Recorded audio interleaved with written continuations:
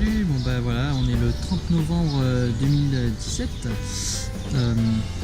Ce matin j'ai fait les grottes de Waitomo, donc c'est des grottes où il y a des milliers de petites lucioles au plafond, donc c'est juste magnifique, ça fait comme un ciel étoilé. Franchement c'est un truc de dingue. Actuellement je suis dans un parc ornithologique, donc avec une CAF, et il y a les fameux kiwis. Donc on ne peut pas vraiment les voir parce qu'ils c'est des animaux nocturnes, des oiseaux nocturnes. Ils sont dans des petites maisons qui sont complètement dans le noir. Voilà, donc on les distingue, mais ils sont pas très bien visibles. Qu'est-ce que c'est les kiwis? En fait, c'est tout simplement l'oiseau emblématique de la Nouvelle-Zélande. C'est une sorte de gros canard avec un plumage d'autruche et un bec ultra long et ultra fin. Là j'en ai vu un tout à l'heure, c'est vraiment dingue. En général tous ceux qui viennent en Nouvelle-Zélande, voilà, s'ils ont vu au moins un kiwi pendant tout leur voyage, c'est vraiment pas mal. Et les kiwis ont la particularité d'être strictement terrestres, mais ils font partie de la classe des oiseaux. Allez comprendre. Ouais, franchement c'était au top. Là j'ai vu les kiwis pendant leur repas. En fait c'est vraiment marrant, c'est des grosses boules de plumes qui courent partout. C'est très très vif et très rapide comme Piaf. C'est vraiment des drôles d'animaux quand même. Ça a un bec en fait comme je disais, qui est super long. Et il le plante dans la terre pour aller chercher des vers de terre, des trucs comme ça, des insectes. Et il rentre quasiment la tête entière dans la terre. Enfin c'est franchement... là c'est vraiment particulier comme oiseau.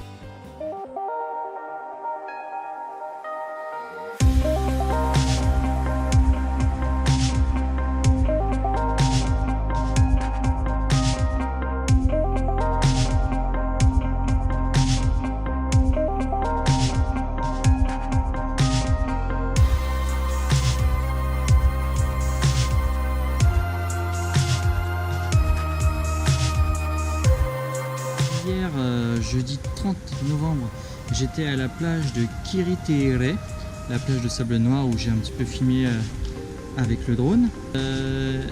Il faisait à peu près beau, alors il y avait du soleil en tout cas. Et ben, une demi-heure plus tard, je me suis mangé une averse qui était bien costaud. Donc après, je suis allé au chute d'eau là que je vous ai montré aussi. Et donc après j'ai rien pu faire parce que la nuit est tombée et puis il pleuvait trop pour pouvoir faire quelque chose. Et là la perche que j'utilise c'est une perche électronique, donc avec l'eau je sais pas trop. Enfin si, je sais ce qui peut se passer.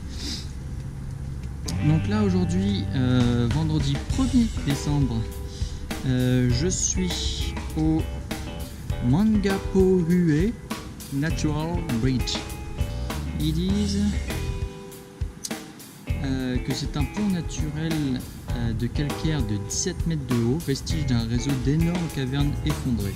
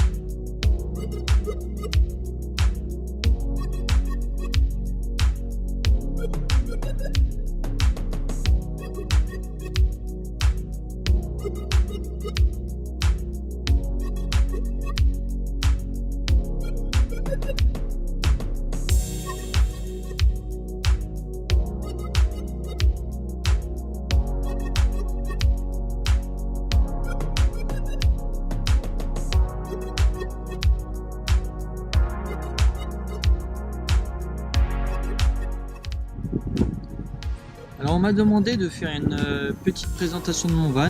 Alors c'est pas vraiment un van, c'est un espace aménagé, donc c'est comme un gros Renault Espace. Là c'est le Toyota Estima, donc c'est un modèle qui n'existe pas en France. En tout cas, je ne me rappelle pas en avoir vu.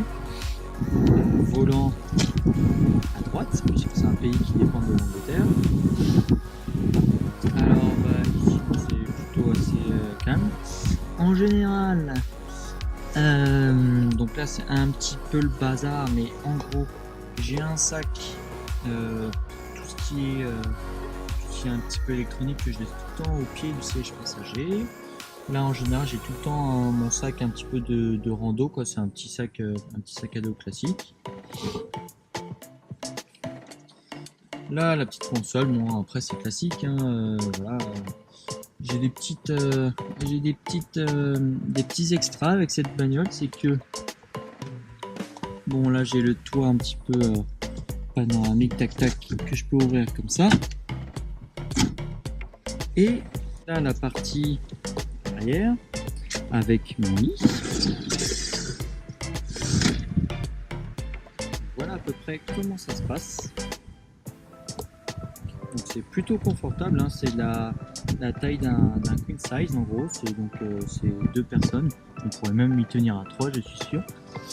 Et donc voilà, en général je laisse plein d'affaires au pied du lit pendant la journée, pendant que je conduis. Là, le petit élastique pour étendre des trucs si j'ai besoin. J'ai encore une grosse vitre panoramique derrière, et petit bonus, cette petite vitre panoramique, elle s'ouvre toute seule en plus, donc c'est plutôt cool. Alors vous me demandez, mais attends, il a son lit, il a le devant et tout ça, mais où sont toutes ses affaires, où est la valise avec laquelle il est venu? Et ben la valise, elle est ici. La valise qui est ici.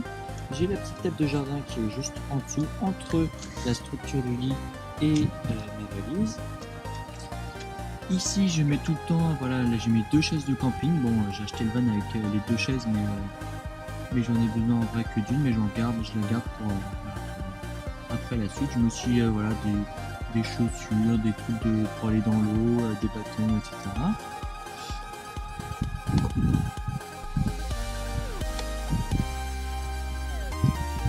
Là je range les gas cookers, etc. Derrière ces trucs, les bâtons et tout ça, il y a mes toilettes mobiles que je n'utilise pas, puisque de toute façon dans tous les cas il n'y a pas la place dans mon van pour que je puisse ouvrir mes toilettes, faire mes affaires et puis voilà. Et surtout c'est dégueulasse, c'est pas très hygiénique, après ça sent pas très bon. De l'autre côté, qu'est-ce que nous avons de l'autre côté? Voilà, là au moins il n'y a pas de contre-jour. Alors ici c'est ma grosse caisse de vêtements. Alors les vêtements que je mets le plus souvent. Ici voilà, c'est là où je mets, il y a une petite pochette pour mon linge sale, il y a ma trousse de toilette et quelques trucs de baignade, voilà, parce que j'en ai assez besoin souvent. Là ici il y a des caisses.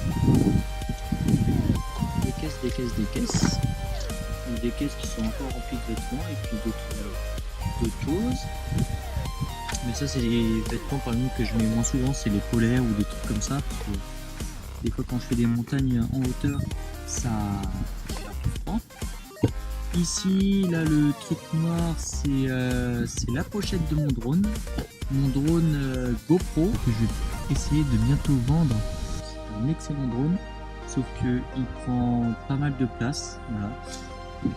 J'en profite en même temps pour montrer, parce que c'est vrai que j'ai pas encore montré ça. Donc voici en gros la pochette du drone. Donc c'est comme un vrai sac à dos. Vous comprenez bien que quand je pars en randonnée de plusieurs jours que j'ai déjà mon gros sac à dos rempli de bouffe, de vêtements et d'affaires, etc. C'est un petit peu pas pratique de prendre un gros truc comme ça. Donc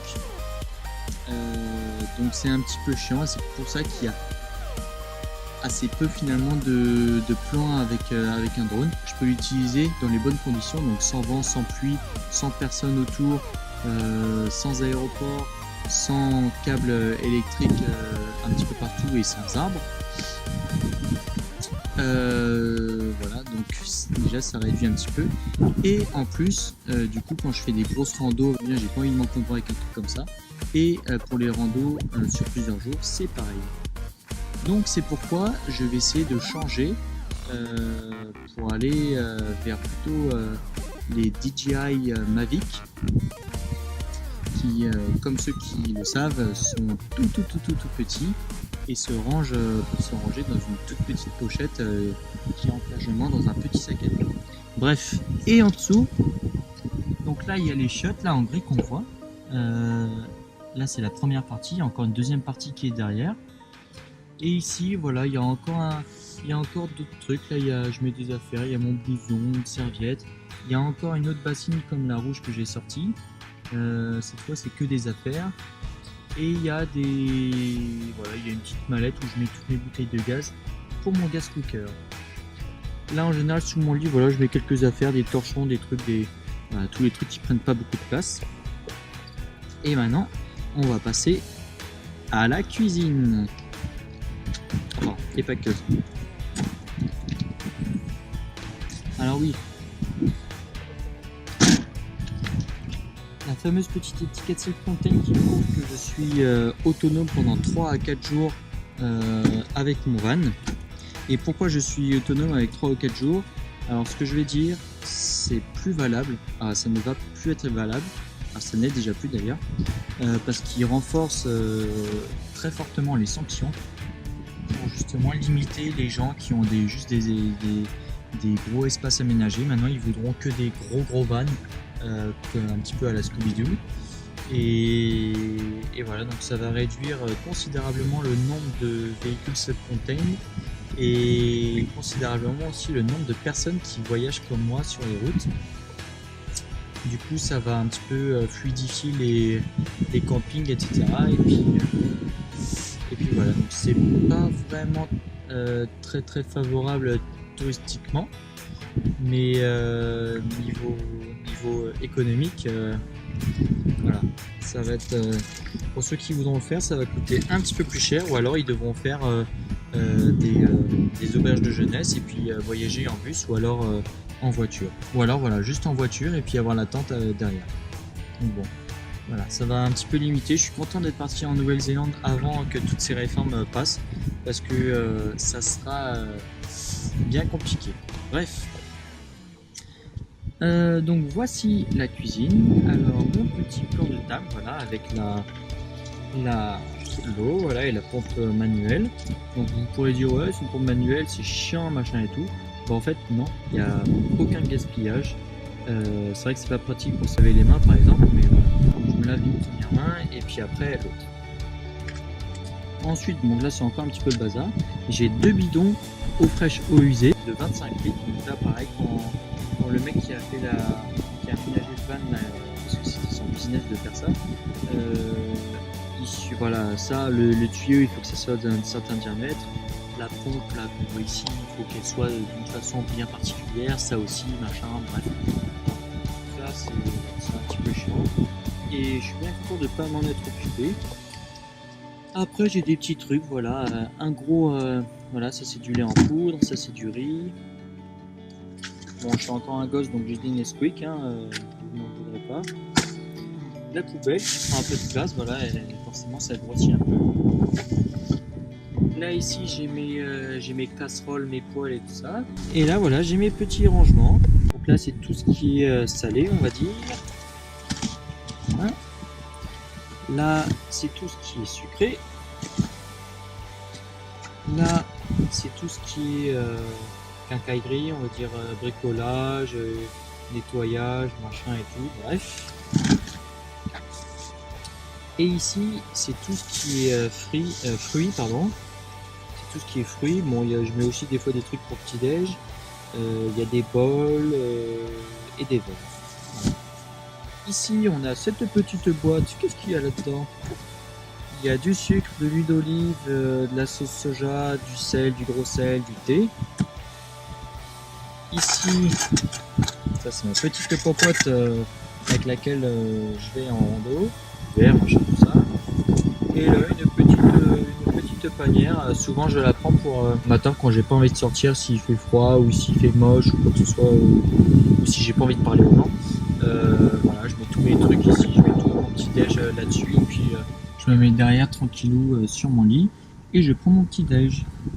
Je l'ai acheté à 278 000 km, il me semble. Là, j'en suis à 8246,6 à l'heure où je vous parle. J'ai déjà changé les pneus, j'ai déjà changé l'huile, j'ai déjà changé les filtres. Donc voilà, c'est... Hop, c'est mieux. Donc voilà, ça roule plutôt... Ça roule super bien, hein. C'est une automatique.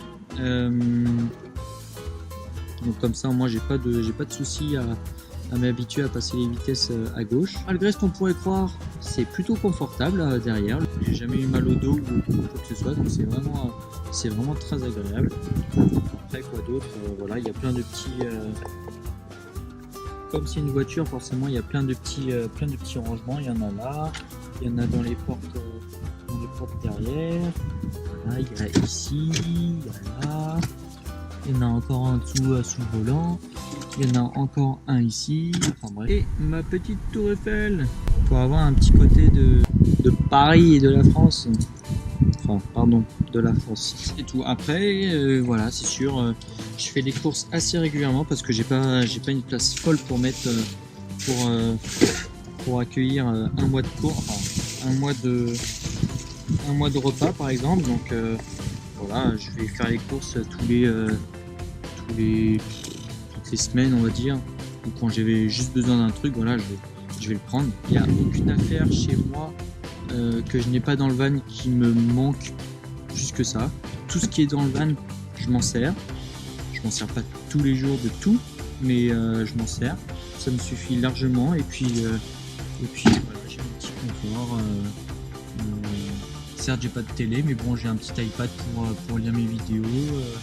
Il n'y a pas de réseau tout le temps, donc du coup, moi je suis plutôt Netflix, donc je télécharge en ligne et puis après je les regarde le soir, le matin, enfin bref, quand j'ai le temps et surtout quand je veux, parce que cette année je suis en vacances, donc je fais ce que je veux. Vous vous demandez, mais il doit y avoir des appareils qui ne se rechargent pas en USB. Et ben la solution, et même pour ceux qui sont en France, c'est ce petit machin avec une prise française et deux ports USB qui délivre du 220 volts, hein, comme à la maison, et qu'on branche tout simplement sur l'allume-cigare. Quand la batterie est en marche, et ben, ça recharge absolument tout et c'est parfait. C'est ma petite maison et puis je m'y sens bien et ça roule.